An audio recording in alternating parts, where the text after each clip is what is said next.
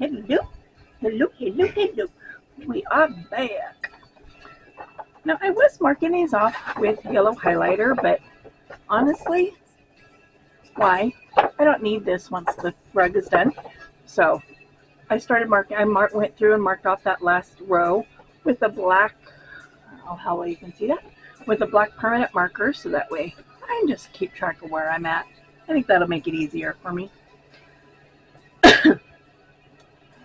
So I figured, at least for the time being, we will talk about, while I'm doing my hook rugs, we will talk about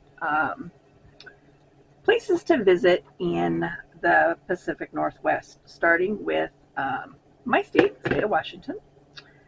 Um, so, West Side, I mean, the state is pretty much divided by West Side, East Side. Um, with a little bit of stuff in the middle to do, but not a whole lot. You're either doing a lot of stuff on this side of the state, the eastern side where I'm at, or you're traveling to the west side of the state and you're doing stuff over there. Um, the west side is a little bit more touristy, um, activity focused than the eastern side of the state, at least in my opinion.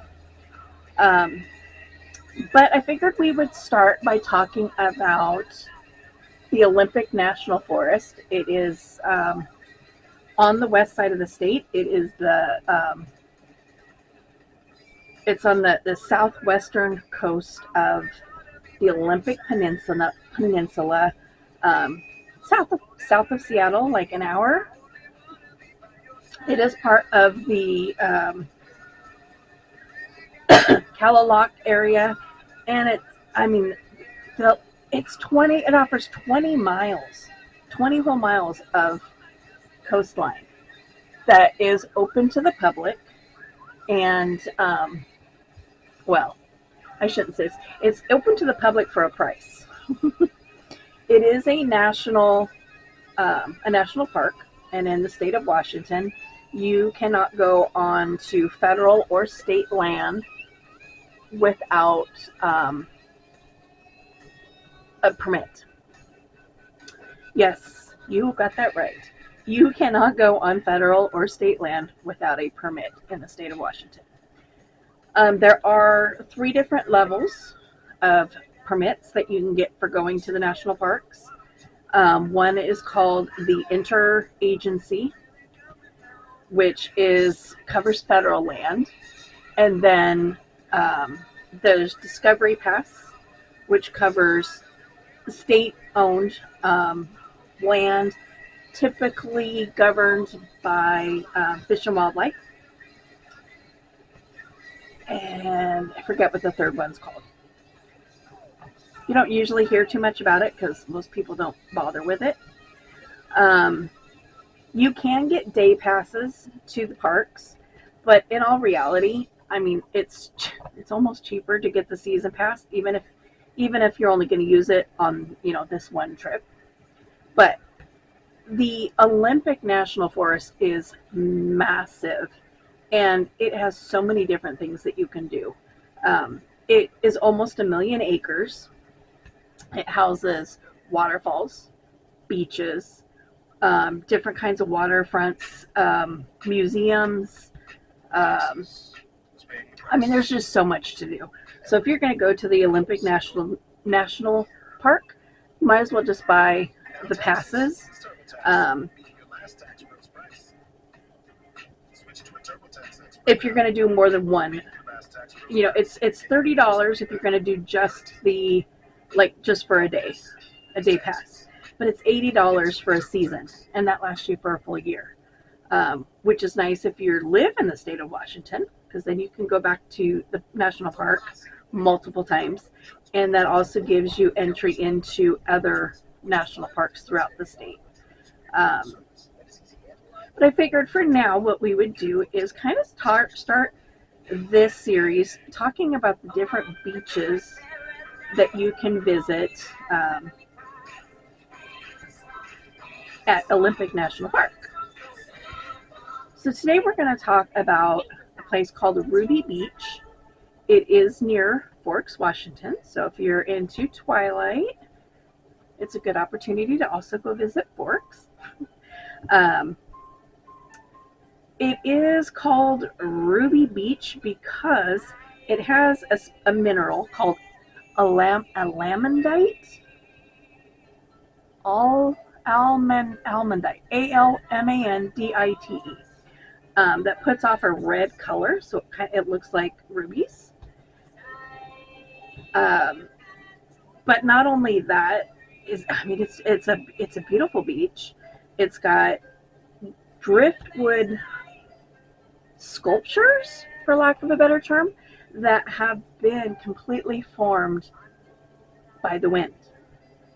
They're really cool. I encourage you to look up Ruby Beach, Washington, and look at some of the stuff that you can see there. It's pretty cool. I did find mixed information. I mean, most people, when they go to the beach, they like to take stuff home. They like to take, a vial of sand, rocks, driftwood.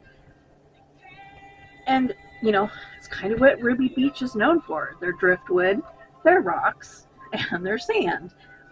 Now, what I was saying is I found mixed information. Like, a couple sites said that you cannot take anything from the land that you didn't bring in. So you cannot collect rocks, you can't collect driftwood, so on and so forth. And if you do, you could be put in jail for up to 3 months and fined up to $100 for each item that you have removed from the beach. But then on other sites, it says that Ruby Beach is a great place to go for collecting that kind of stuff. And there's lots of it in addition to the driftwood, the natural smooth stones that comes from the rolling waters. But there's agates and there's sea glass and all kinds of other stuff that apparently these other sites say you're more than welcome to collect and take home. So I would just say go err on the side of caution. And when you are buying your pass to enter the park, ask. I would ask. Because the last thing you want to do is end up in jail.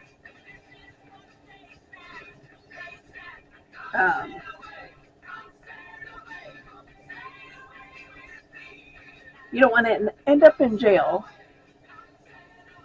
because you were wanting to do something, you're wanting to take a piece of your vacation home with you. So, if it were me, I would ask.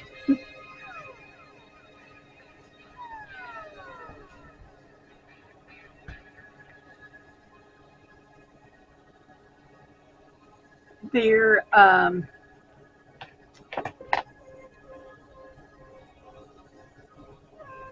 while the Olympic National Park offers 20 miles of hikeable coastline,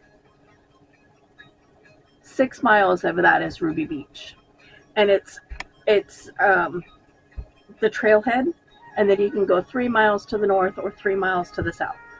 It said 6 miles round trip, but that's not really round trip. That would be 3 out, 3 back. But you can go 3 miles to the north and 3 miles to the south.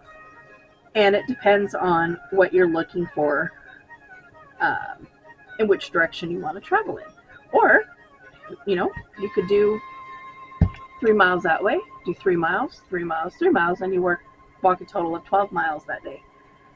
That's a lot of beach walking if you're not used to walking on a beach. Just throwing that out there. You can, the parks are open year round, and you can camp year round. Just keep in mind, it is Washington. It is on the west side of the state. It is on the ocean front, so it will be cold. And equally so. If you decide to go swimming, you're going to be cold. Camping runs between $24 and $48 a night, depending on which campground you go to. And there is one that actually it's got 161 camping spots, but it also has a lodge that you can stay at. The lodge is very expensive. It's $220 a night. But if that's what you're into, go for it.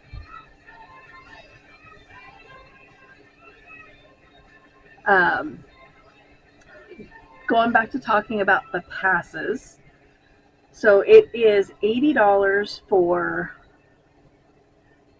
the interagency, and it's another $30 uh, for the discovery. Or you can pay, and those are good for a year. If you buy those are good for a year. If you choose to just do a small pass, it is $30 to enter the park if you enter by vehicle, by car. 25 if you go in by motorcycle, and 15 if you go in by foot or bike. So something to keep in mind. A lot of stuff is walking distance to the entrance to the park. So it is feasible to stay at a hotel, for example, and then walk to the entrance of the park and get in for that $15. And those passes are good for a week. So you can go do some of it one day and go back and go back the next day and hit another beach. Go back the next day, hit another beach. You just kind of have to decide for yourself what's going to be in your not your best interest, but what's going to be the most economically sensible, I guess.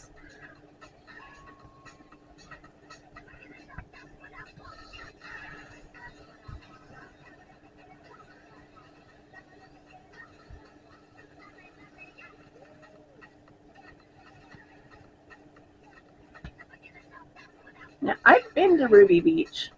Didn't realize that's where I was. Um, but I was a passenger, and it was just kind of like, okay, where are we going? Huh? Blah blah blah blah blah.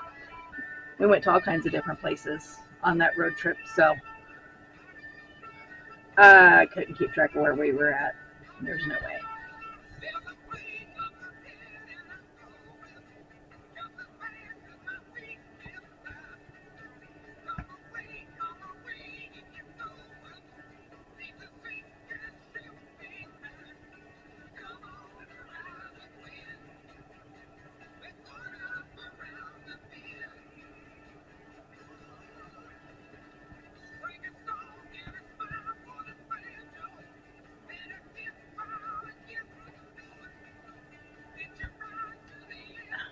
Adjust myself here.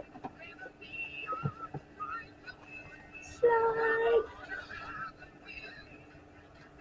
Oh, can't hold it just yet. Now it does say, the best times to visit weather-wise is going to be between July and September. That is going to give you the best temperament. You're less likely to experience um, um,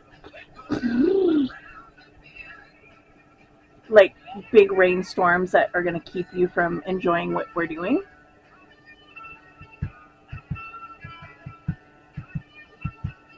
Oops. I've got one that I didn't take out.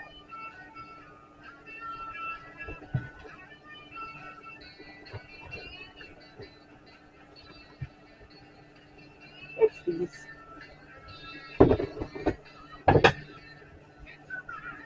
I actually only needed 2 of those, but that's okay.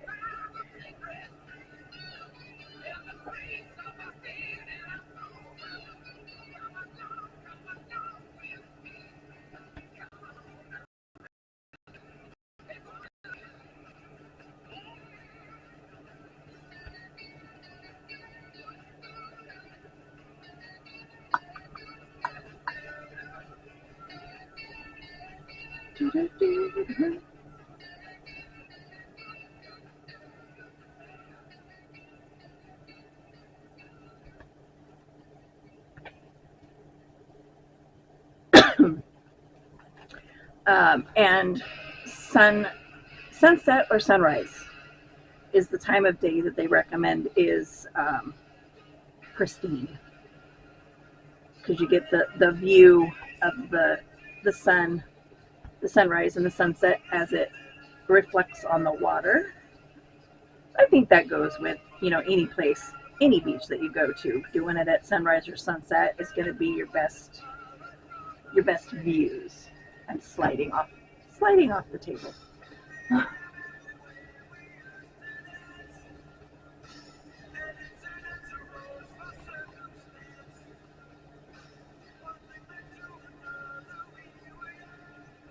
That is Ruby Beach in the Olympic National Park. The trailhead is in Port Townsend,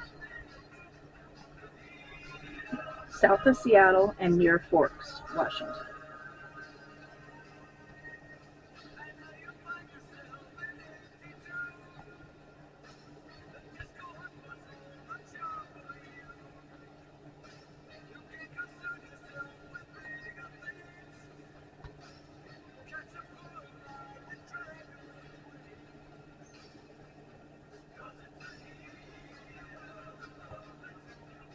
Let's see where I'm at here. Do I do one more? I think I do one more.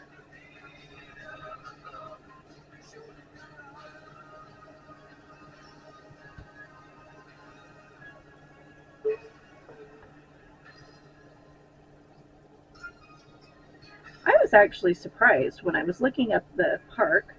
I didn't realize that there were so many beaches um, within that national park. So that's kind of cool. So we're going to do the beach series first. I'll talk each week. I'll talk about a different beach that you can visit within the Olympic National Forest. Um, Talk about its highlights, what it's known for, what you're likely to experience, what's nearby, um, that you could also take in, uh, and stuff like that. So next week we will talk about Rialto Beach, and it seems to be the one that rivals Ruby the most. Like when I was researching Ruby Beach, I found a lot of articles that was like, which is better, which is more worth it, and Ruby versus Rialto.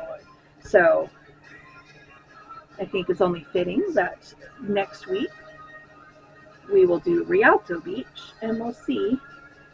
We'll take a vote. We'll take a vote as to, if you had your choice between the two, which one would you visit? All right?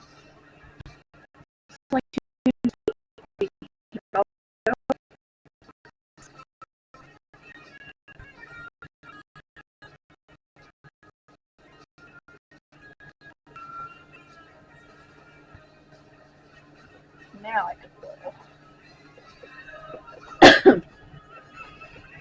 roll and slide.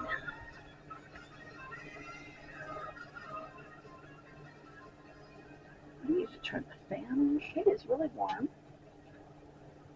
Really warm in my craft room. It's really warm in my house, actually. Maybe it's just me.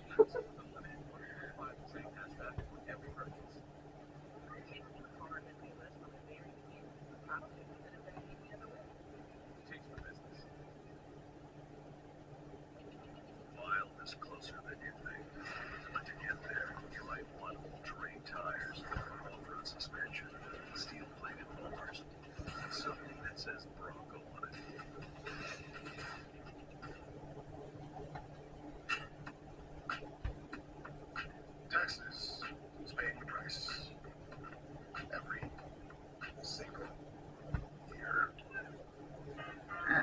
Taxes is TurboTax. Making your last tax pro's price. Switch to a TurboTax expert now. We'll make your last tax pro's price. By the time this airs, I will have done my taxes. But at the time of filming, I just don't want to do my taxes. TurboTax. Don't like doing my taxes. And I got to put in paperwork on my disability, so they start taking taxes out of my check, because we're going to end up having to pay again this year. I just know that much for a fact.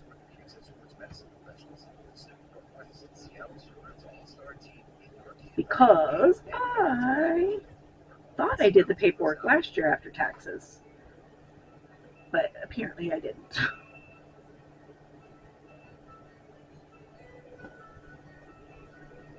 I downloaded the form, and I'm like, I'm going to send it to my printer, and I'm going to get it filled out, I'll get it sent in. I came and pulled it off my printer, and then I remembered I'm out of ink.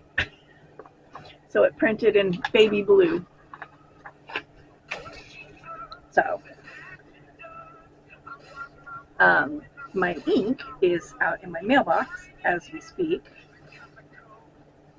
So as soon as my husband walks up to the mailbox, grabs the mail, I will have my ink cartridges.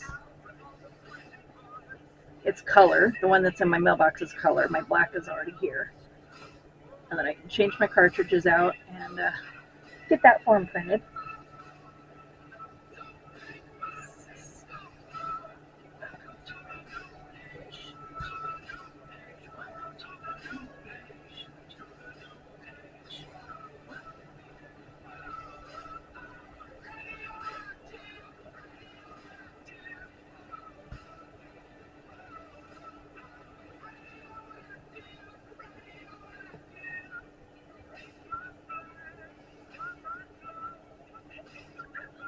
Should I suppose?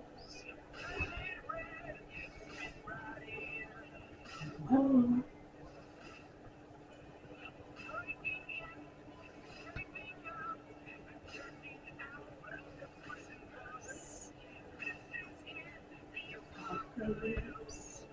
Whoa.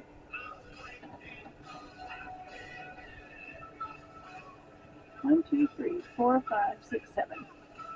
Welcome to the new age. To the new age. Welcome to the new age.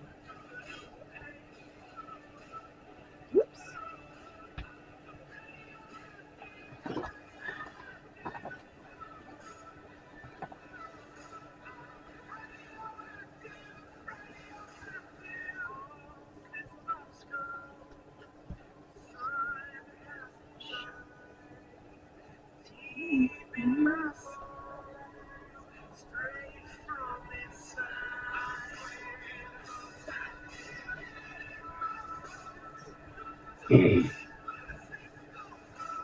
Welcome to the new age.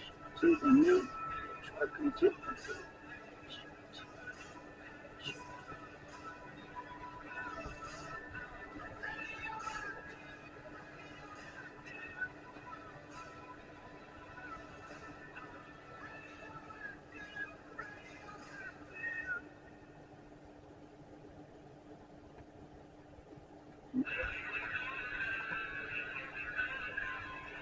To black.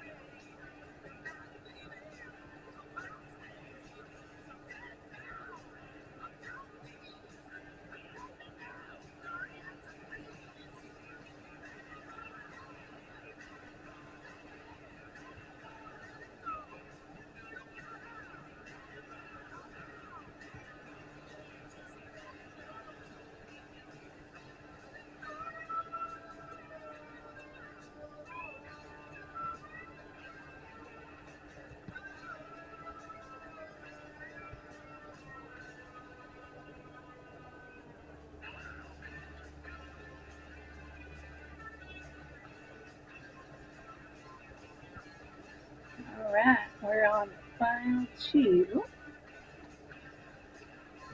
So we'll do the normal. Do all those YouTubey things. Hit the like on the way out if you didn't do so on the way in. Sorry, all of a sudden my upper lip was itching. Subscribe, hit the notification bell so you know when all my videos drop.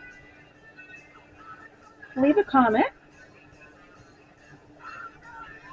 And as always, share my channel out with anybody you think would be interested. So in the meantime, we will talk to you in the next video.